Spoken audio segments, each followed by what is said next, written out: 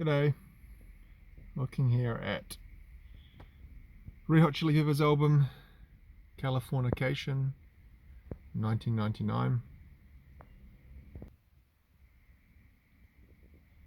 To be honest, an album that I'm not the biggest fan of. So you can see this is secondhand.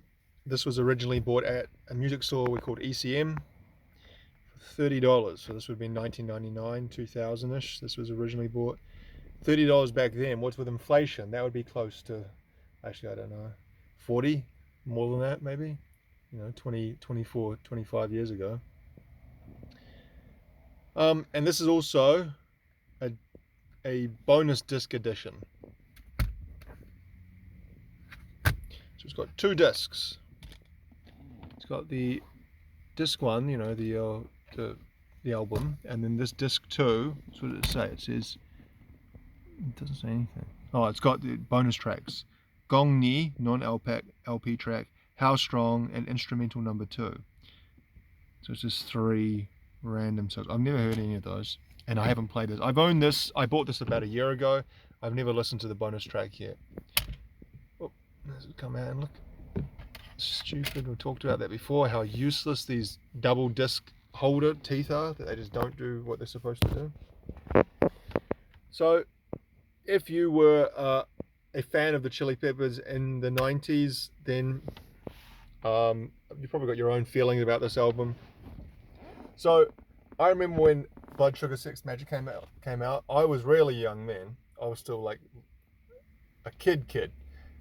But I remember the song Give It Away. I remember the first time I saw that video on a Saturday morning, and I just thought, I like the song. When you're a kid, you don't really judge music like that, but I did like this song, and I just thought, wow, these guys are weird. And then the song Under the Bridge came out, and everyone loved that song. That was kind of like universally loved, and I still like that song to this day. But I liked Blood Sugar Sex Magic. I bought that when I was a little bit older, probably about 93, 94. I remember I bought that. And then John Frusciante left the band and Dave Navarro joined, and they released One Hot Minute. And I really liked One Hot Minute. That came out in 95, I think. And yeah, that was a great album. They don't necessarily like that. Everything that you hear them talk about that album, Anthony or Flea, Chad Smith, I don't think I've heard him say anything specifically about it, but they both kind of basically see it as a misstep or a mistake, or they kind of wish they hadn't made it, or that's the general kind of feeling. John Frusciante refuses to play anything live off it because he didn't play on the album, which, in some ways I think it seems a little petty, but I think it's just his personality. He's very emotionally invested in music, especially when he was younger. God, that reflection is really annoying, isn't it? And so I think if he doesn't have an emotional connection to the songs, whether they're his or a cover or whatever, he doesn't want to play them. And I've heard him say bits and pieces about both that period, the Dave Navarro period, and the other period, more recent one, where Josh Klinghoffer, whatever his name is, was the guitarist, and John was out of the band for a good 10 years or whatever. And he kind of is a bit dismissive of the music, but I don't know, it's hard to know with John Frusciante, because he is kind of a strange cat and a different kind of guy, that he's not necessarily being rude or petty about the music. It's just like, he's just like, well, I didn't play on that. It doesn't do anything for me. I don't feel anything when I hear it, so why would I want to play it live? That's kind of like his attitude, which is a shame, because One Hot Minute is, like I said, it's got some good stuff on One Hot Minute. And I think Dave Navarro's guitar went well with the Chili Pepper sounds with Flea and Chad Smith. They disagree. And it does seem that Flea and John Frusciante do have a very unique connection to each other. in their songwriting and stuff like that. So who am I to say what was best for them? But anyway, this album came out in '99 when John Frusciante returned to the band. Californication. So, we often associate the Chili Peppers with LA. They've sung songs about LA. They've talked about LA. That's where they grew up. California, LA. Fornication, Californication. I don't know exactly what they're thinking there with that portmanteau. But why didn't I like it? The first single, Scar Tissue, even at that time, I didn't like it. I just thought it's boring. It's a boring song. I don't get why it's so popular.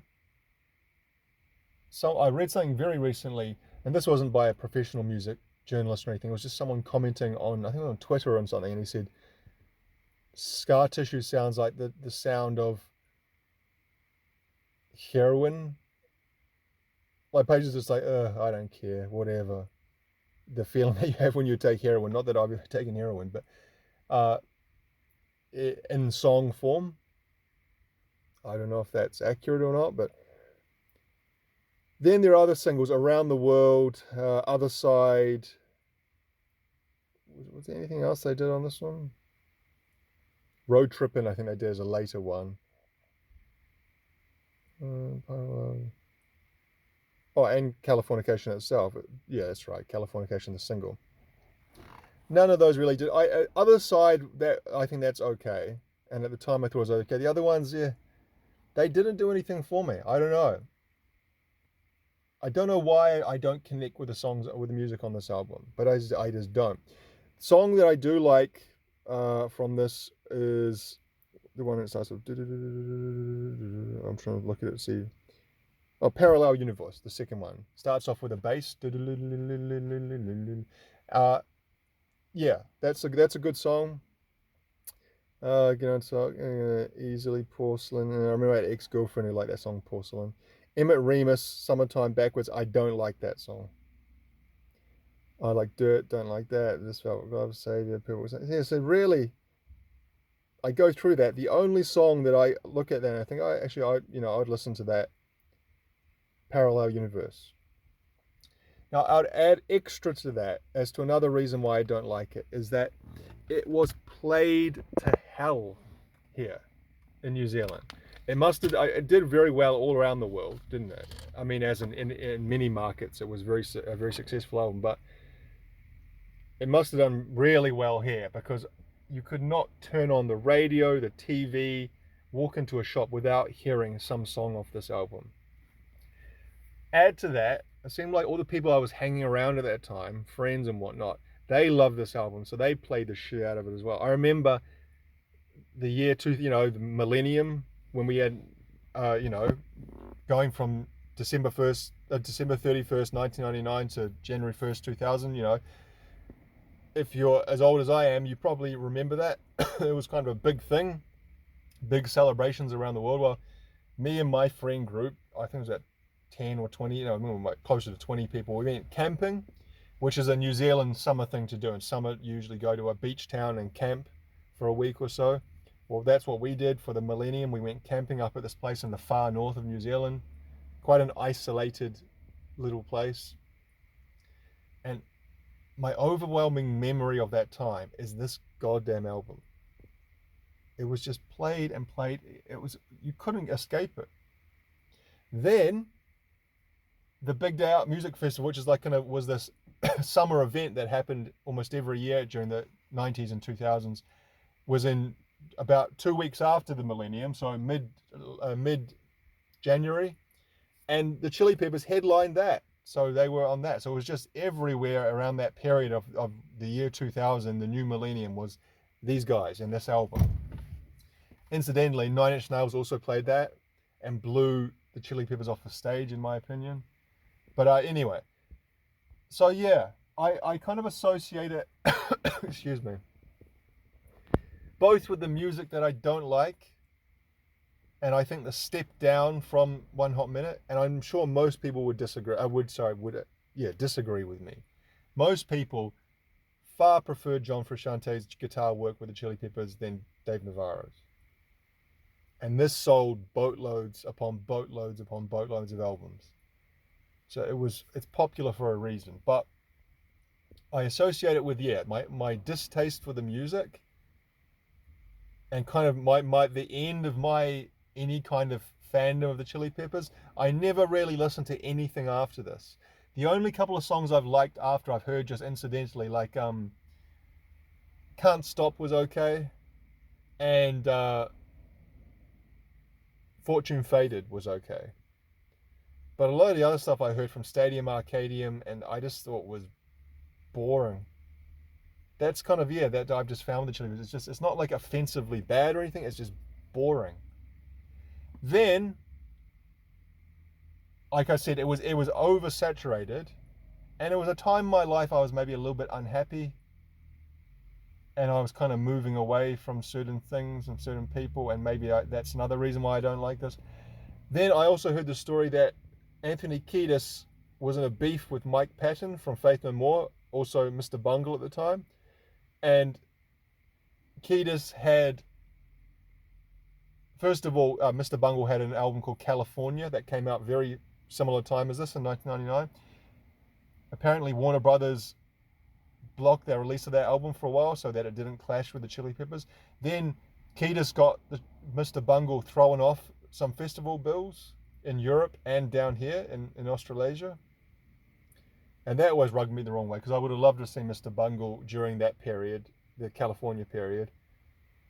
And the thought that Anthony Kiedis went out of his way to get him thrown off festivals kind of pissed me off.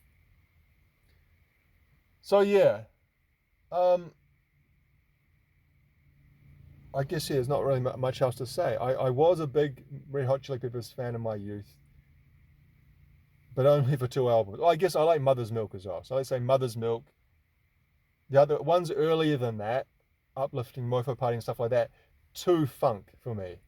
And I'm not really a funk person when it's just the main thing. I like it's okay around the edges, but if it's just all funk all the time, that's a bit much for me.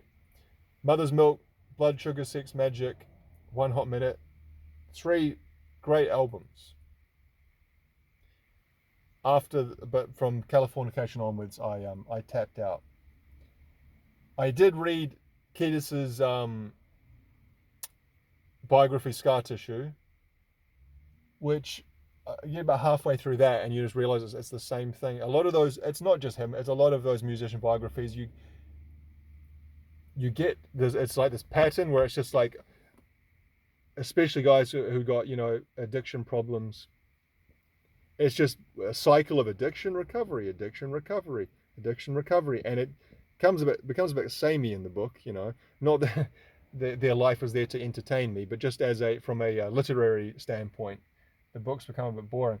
I read Flea's one, Acid for the Children. That's a little bit more interesting. That's about his growing up, and about some of his family life growing up in Australia, then in America as well. But yeah.